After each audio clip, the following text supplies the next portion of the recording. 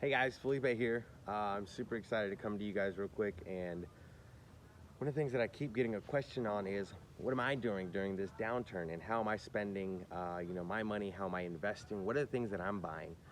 So I want to talk about a couple of things today. I want to talk about what I'm buying, how I'm buying it, and what I'm thinking is going to happen at the end of all this whole situation.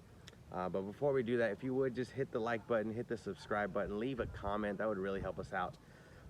If you love the content that I'm talking about. So most of my information is for rookie real estate investors, and based on what my mentors are telling me, what I'm supposed to be doing right now is securing lines of credit and getting long-term debt refinanced into long 30-year mortgages. So what I'm buying right now is cash flow producing properties. I'm not getting Airbnbs. I'm not getting any of these other type of investments or anything like that.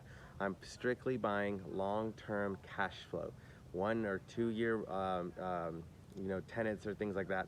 Personally, what I do is rent by the room though. So I'm getting tenants that are renting my room or renting a room in the house. I get a house, 4 bedrooms, and I rent each room for about $500. So the way I'm investing right now is properties that I can rent by the room, a house hack, if you will.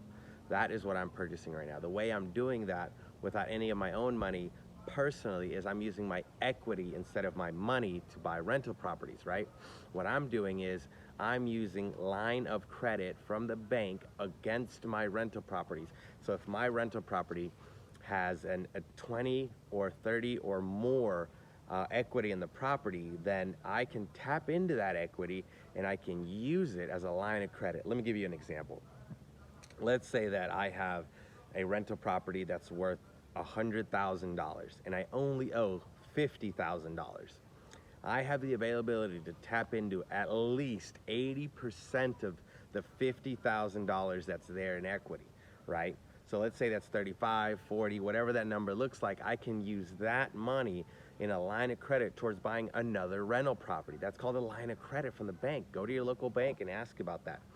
That's you not spending any of your own money right now to buy more rental properties. You get a line of credit on a property you already have, and you use that line of credit to put the down payment on another property, especially right now with everything going on with COVID-19, the coronavirus, still be out there analyzing deals and still be structuring and buying properties. That's a perfect way to do that, using lines of credit to buy. Now, once you buy a property, make sure that it's rentable, what I like to call, right? Make sure that you have or are in a place where you can rent by the room, where you can buy rental property and rent out each room individually to separate tenants, putting a lease on every single room individually, right? This is gonna save you a ton of headache, whereas let's say that you have one tenant that leaves, you don't lose all your cash flow, you just lose that one tenant. If you have a 4-bedroom house, you can usually lose up to 2 tenants before you're even just